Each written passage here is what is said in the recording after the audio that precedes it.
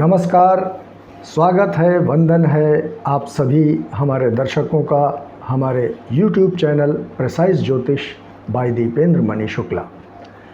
दोस्तों, जैसे कि आजकल हमारी चर्चा ग्रहों को लेकर चल रही है, उस श्रृंखला में आज हम आपको एक बहुत गूढ़ और अहम जानकारी देने जा रहे हैं, जिसे कहते हैं ग्रहों का दिशा बल।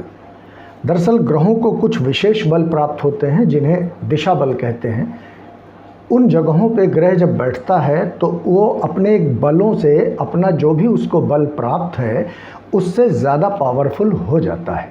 अब अपने समय को बिल्कुल भी बर्बाद न करते हुए, और हमसे ज़्यादा कीमती समय आप सबका है, हम फ़ौरन अपने विषय पर आते हैं और आपको बताते हैं कि ग्रहों का दिशा बल क्या होता है। दोस्तों, पीछे ये जो हमने एक चार्ट लगाया है, इसके आधार पे आप लोग समझ लीजिए कि ग्रहों को कैसे कैसे दिशा बल प्राप्त होता है। अब देखिए, अच्छा यहाँ पे ये बिल्कुल भूल जाइए कि कौन सी राशि बैठी है, कौन सा नक्षत्र में ग्रह है, कौन सा ग्रह बैठा है, ये सब कुछ एकदम भूल जाइए। आज सिर्फ आप दिशा बल के बारे में समझिए।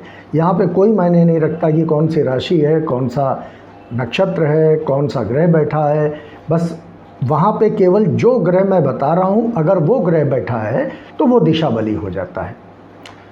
तो दोस्तों, सबसे ऊपर आप जिसे प्रथम भाव कहते हैं उसको कहते हैं, कुंडली में अगर हम बात करें तो उसको लग्न कहते हैं।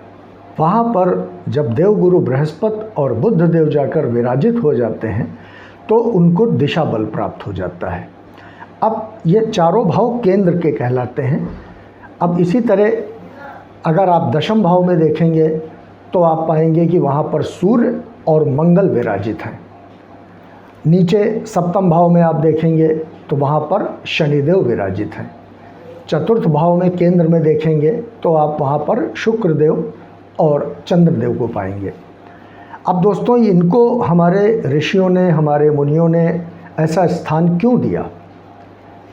क्योंकि बृहस्पति को ही लग्न में उन्होंने दिशा बल प्रदान क्यों किया? अरे वहाँ पर सूर्य को भी कर सकते थे, शनि को भी कर सकते थे, लेकिन नहीं। दरअसल दोस्तों, होता क्या है कि देवगुरु बृहस्पति हमारे ज्ञान के कारक हैं, और कुंडली की जो दिशाएं होती हैं, तो जहाँ पर देवगुरु बृहस्पति यानी जहाँ मैंने लग्न बताया है वो दिशा पूर्व की होती है। उसके ठीक सातवें जहाँ शनिदेव बैठे हैं वो दिशा पश्चिम की होती है। जहाँ पर सूर्यदेव और मंगल देव बैठे हैं वो दिशा दक्षिण होती है, और जहाँ शुक्रदेव और चंद्रदेव बैठे हैं वो दिशा उत्तर की होती है। इसलिए देवगुरु बृहस्पति और बुध देव को पूर्व दिशा में उन्होंने स्थान प्रदान किया। ऐसा क्यों किया? क्योंकि पूर्व दिशा जो होती है वो, वैसे भी कहते हैं, वास्तुशास्त्र में भी कहते हैं कि पूजा पाठ हमेशा पूर्व दिशा की ओर करें, यानी भगवान की दिशा होती है। इसलिए उन्होंने देवगुरु बृहस्पति और बुध देव को, और देवगुरु बृहस्पति ज्ञान के कारक हैं, तो ज्ञान कहाँ होता है? ज्ञान हमारे बुद्धि में होता है, हमारे मस्तिष्क में होता है। इसलिए देवगुरु बृहस्पति को उन्होंने जो स्थान प्रदान किया वो लग्न में प्रदान किया।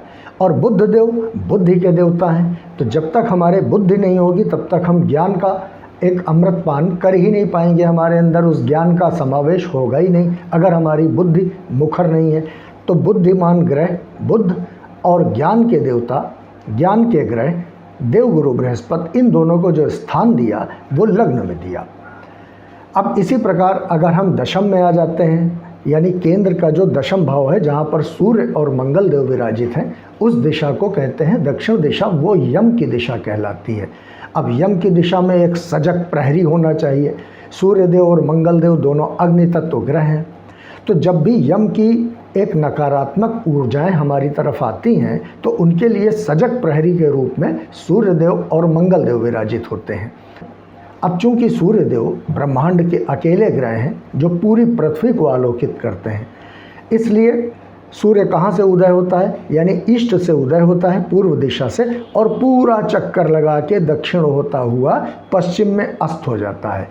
सूर्य की जो सबसे ज़्यादा ताकत होती है, जैसे गर्मियों में अक्सर लोग कहते हैं ना कि 12-1 बजे के आसपास सूर्य अपने बिल्कुल प्रचंड ताप में होता है, ऐसा क्यों? क्योंकि सूर्य पूर्व में उदय हुआ और दक्षिण दिशा की पूरी परिक्रमा करके पश्चिम में आया। बिल्कुल मध्य दिवस में वो दक्षिण दिशा में आता है, सबसे ज़्यादा ताप उसका होता है। और यम की दिशा मैं पहले ही बता चुका हूँ दक्षिण होती है। तो हमें जितनी भी ऊर्जा मिलती है सूर्य से, जितनी मैक्सिमम ऊर्जा मिलती है वो दक्षिण दिशा से मिलती है और सूर्य के मध्य दिवस में आने पे मिलती है। अब वहाँ पे मंगल को स्थान क्यों दिया गया? क्योंकि मंगल हमारे शरीर की ऊर्जा है, हमारे शरीर में रक्त का प्रवाह है। तो जैसे लोग कहते हैं ना, किसी को आप कुछ गंदी भाषा बोल दीजिए तो वो कहता मेरा खून खौलने लगा। खून क्यों खौलने लगा? क्योंकि मंगल को स्थान दक्षिण दिशा में मिला है और सूर्यदेव साथ में विराजित हैं। इसलिए अगर सूर्य और मंगल दक्षिण दिशा में यानी दशम भाव में कुंडली में विराजित हैं तो उनको एक दिशा बल प्राप्त होता है, यानी वो एवरेज से ज़्यादा ताकत रखते हैं, आपको एवरेज से ज़्यादा फल देंगे। ठीक इसी तरह जो कुंडली का सप्तम भाव होता है जहाँ पर शनिदेव विराजित हैं, उनको सप्तम स्थान क्यों मिला? क्योंकि पूर्व में सूर्य उदय हुआ और वो पूरा दक्षिण का चक्कर लगाकर पश्चिम में अस्त हो गया। जहाँ पर सूर्य अस्त हो जाता है वहाँ से अंधेरे का प्रादुर्भाव होता है। अंधेरा दुख का कारक है, अंधेरा हमारी नकारात्मकता का कारक है। हमारे लोग कहते हैं ना, जैसे कि अक्सर अरे उनके जीवन में तो अंधेरा छा गया, यानी अंधेरा छाना कोई अच्छी बात नहीं है। इसलिए शनिदेव अंधेरे के चूंकि कारक हैं, इसलिए उनको पश्चिम दिशा का क्षेत्रपाल बनाया गया और शनिदेव को सप्तम भाव में स्थान दिया गया। इसी क्रम में अगर आप कुंडली के केंद्र भाव में चतुर्थ भाव में आ जाएं तो वहाँ पर शुक्रदेव, जो कि समस्त भोग विलास ऐश्वर्य के कारक हैं, जितनी भी हमारे जीवन में भोग की इच्छा है वो सब कुछ पूरी करते हैं शुक्रदेव। ये कुबेर की दिशा कहलाती है, उत्तर दिशा कुबेर की दिशा कहलाती है। अब मन क्या है? मन हमारी इच्छा है।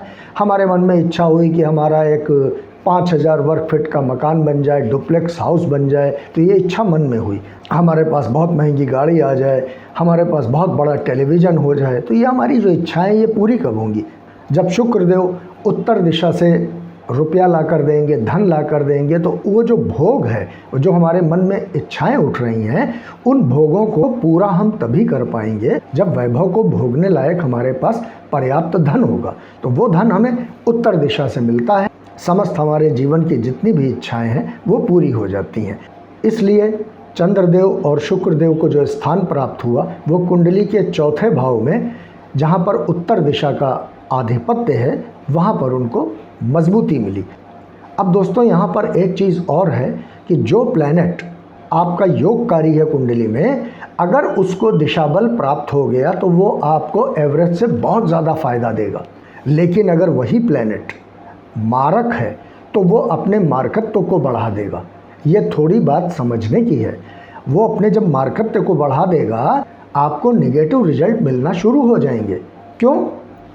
क्योंकि एक तो वो मारक है और उसको मिल गया दिशा बल। अब मान लीजिए देव गुरु बृहस्पति लग्न में आके बैठे और आपकी कुंडली में वो मारकत्व का एक फल दे रहे हैं, तो वो अपने मारकत्व को बढ़ा देंगे। जितने भी आपको सुख सुविधाएं मिलनी चाहिए, संतान का कारक है, आपके ज्ञान का कारक है, तो उन सब चीज़ों में वो रोड़ा अटकाना शुरू कर देंगे। क्योंकि उनके पास, जैसे दवाओं में एक टर्म आता है डीएस माने डबल स्ट्रेंथ, तो एक तो वो वैसे ही देवगुरु बृहस्पति मारक हैं अगर किसी की कुंडली में है और उनको प्राप्त हो गया दिशा बल, तो वो और ज़्यादा मारकत्व तो बढ़ा देंगे। इसलिए दिशा बल अगर योग कारक प्लैनेट है तो वो बहुत अच्छा है आपकी कुंडली में, और अगर वो मारक है तो उसके पाठ पूजन कीजिए, उसका दान पुण्य करिए और उसकी पूजा अर्चना कीजिए। इससे आपको बहुत ज़्यादा लाभ मिलेगा। तो दोस्तों, आज आप लोगों ने एक बहुत गूढ़ विषय समझा। कुंडली में दिशा बल किसे कहते हैं, किन ग्रहों को कहाँ पर जाकर दिशा बल प्राप्त होता है, कैसे वो अपने दिशा बल में आने पर आपको एवरेज से ज़्यादा फ़ायदा देते हैं। अभी चार्ट बोर्ड पे लगा हुआ है, अगर आप चाहें तो कॉपी पेंसिल लेके इसको उतार सकते हैं। अगले वीडियो में हम आपको ग्रहों की उच्च और नीच राशि के बारे में जानकारी देंगे। कौन सा ग्रह कहाँ उच्च का होता है, कहाँ नीच का होता है, कैसे फल देता है, कुंडली में कैसे वो प्रभावी होते हैं, ये सारी जानकारी हम आपको देंगे। तब तक के लिए आप लोग खुश रहें, प्रसन्न रहें, ऊर्जावान रहें। भगवान की कृपा निरंतर आप सब तक पहुंचती रहे। इन्हीं शब्दों के साथ आज अपने वीडियो को यहीं संपन्न करता हूं। मिलेंगे दूसरे वीडियो के साथ। तब तक के लिए जय हिंद, जय भारत, जय गणेश।